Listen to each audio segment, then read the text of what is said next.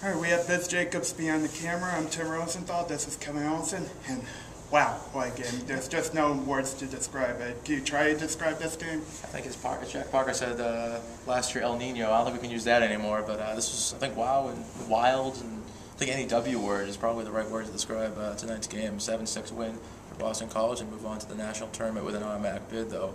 They were going to get it anyway. Maine was the team that needed to win to get into the tournament.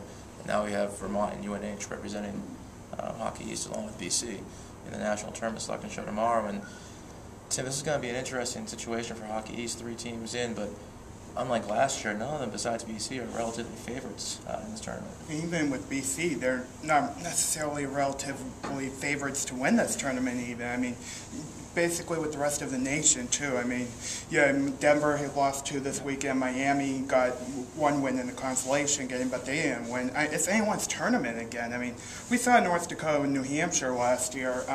That's just an example of proof that's anyone's tournament in that game, and we might see a potential matchup with them in the NCAA tournament in Worcester in the first round. You want to talk about that? Yeah, that'd be very, very exciting. I think to have one of those rematches. North Dakota playing very well right now. New Hampshire, not really, after that tough loss against Vermont. They got shut out 2 games in a row, so you have to think that they're going to have a little something to prove, a little axe to grind, if you will. That should be a very good matchup. That's what really I think I'll love to see in the tournament, is that you see 2 teams from different conferences battling it out that normally you wouldn't see. And for New Hampshire, Tim, their non-conference record, not very good. We saw them struggle against a very good Miami team, but non-conference-wise, not really a great record. So you have to think that they're going to be itching to really prove themselves on a national stage. Guys, even though BC won 7-6 tonight, is it a concern at all that they let in 6 goals going into the national tournament? Not at all. If they don't score 2 goals, that's not even a concern, I don't think, this year. I mean, they could play anyone's game. You know, if you want to be high scoring, if you want to play a high scoring game with this team, they'll they'll shoot you out. They'll go 6-5. They'll go 7-6. If you want to play low scoring 2-1, 1-0, they'll even do that too. But are these what makes the Eagles so good this year, you think? I mean, I think this is a team that, you're right, they can play any sort of game, and it does make them very good, but I think more importantly is they've been stellar defensively most of the season, and so far in these playoffs, we've seen them twice now give up a lot of goals, and against UMass in Game 1, I believe, they gave up a lot of goals in a win, and then tonight they gave up 6 goals in a win, so you have to think that they're going to want to obviously take fewer penalties, as Jerry York alluded to in the press conference earlier. And I think they want to tighten up a little bit defensively. And you also have to wonder, might it open up the question that Parker Milner may get a start in the Worcester Regional? I think John Muse, coming into tonight, was the #1 guy, and it's always fun for us media types to open up these types of questions, open up a can of worms and say, hey, maybe Parker Milner, the freshman, might get a chance to start in a national tournament. But I think if Coach York, I think you're going to see him probably start John Muse again. I think just to boost Muse's confidence up. I think it really shatters a goaltender if you give up 6 goals in the win. All of a sudden now you're getting benched in favor of Parker Milner. Well, you've got to look at what Muse did freshman year. I believe they helped BC win the national championship that year in that run. I mean, we could see it again, sort of. I mean, he was pretty shaky before the Hockey East tournament that year, but maybe he needs to be a little shaky before heading into the national tournament. It might be what makes him better with this play. But he's come off a great year, especially off hip surgery and what happened last year. But on the other side, you look at Parker Milner, he can provide consistency too. It's just BC hasn't given a lot of support for him this year in the goal scoring department anyway, but defensively they've done a heck of a job. Is that what makes this BC defense pretty good, you think? Just a consistent? Oh, absolutely. The consistency is huge, especially from a young defensive core. You have freshmen like Patrick Way, Philip Samuelson, and Brian DeMullen.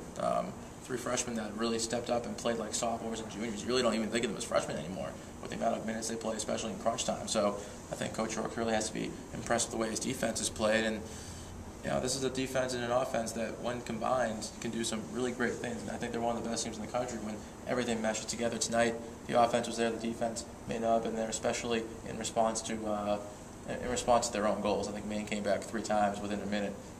To either even up the score or to come within 1. So I think they want to shore up their defense a little bit and not get too aggressive coming after a goal. They want to respond a little bit better. And I think we've looked forward now. We want to look back a little bit in this great season in Hockey East, the 26th season. Certainly wild and wacky. The #1, #2 teams coming into this season in Hockey East, predicted by the coaches and a lot of the media, were Mass-Lowell and BU. neither team came into tonight's championship game like they were last year. Can you talk a little bit about Hockey East, Tim, as a whole, and where the conference has gone from last year into this year? Well, you kind of expect it for one. BC, under Jerry York, you're not going to have 2 bad years in a row with him, and you're not going to have 2 bad years in a row with Jack Parker. So that's what, and I think that's why it's next year BU is not going to struggle. I think they're pretty good. But you look at the rest of the Hockey East. Maine's very good. Obviously now they got a lot to ride on. Whether Gustav Nyquist stays or not, I still think they'll have a good team. You look at Vermont, they're always consistent. Even if they finish 8th, they're still very good. They love to play defense against it. Rob Medor coming back too. Yeah, Rob Medor, that's been a huge benefit for them. And don't forget, UNH is still there. Last year, they were eliminated in the first round of the Hockey East by BC, but they were able to beat North Dakota in that game.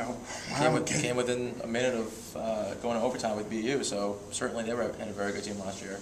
Oh, for sure. And you look at the rest of the Hockey East. I mean, UMass now lost a few guys, but it wouldn't surprise me one bit next year if they are still very consistent in the top 6 or 7 in Hockey East. Northeastern next year, it surprised me that they got eliminated on the last day of the year, but you know Greg Cronin won't have 2 bad years in a row, too. You saw what happened after that 3-1 season. Yeah.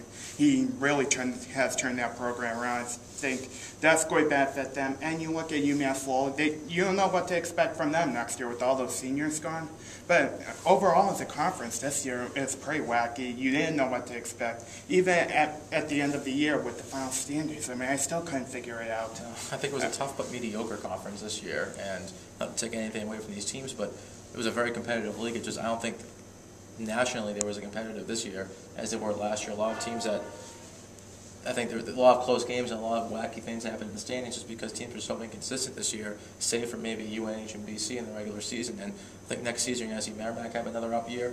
I think you're going to see teams like BU and UMass, and I think I'm missing one team here, but they're going to have some down years. Mass-Lowell, losing all those seniors. Providence, Vermont. They're going to have. I think those 3 teams I mentioned are going to have some down years just because they're losing a lot of guys. BU might lose Colby Cohen, Kevin Shattenkirk, and Nick McNeil to the pros should they choose to forego their senior season. So I think Hockey East will be a very wacky year next year. I'm not sure if they're going to be as competitive as they were this year, but I think you're going to see some teams rise up and continue to be consistent. I think you're going to see some teams try to rebuild next year. And college hockey in general, next year you see Nebraska home up in Michigan State in the WCHA. There we still have a lot of hockey to be played, but just looking forward next year. Alabama Huntsville doesn't have a conference. Lack Hockey's adding to with Niagara and Robert Morris. This is going to be a wacky landscape next year. I wouldn't be surprised if this year is just as messy as next year is just as messy as last year. So for Biz Jacobs behind the camera, I'm Tim Rosenthal. This is Kevin Edelson. Thanks for joining us.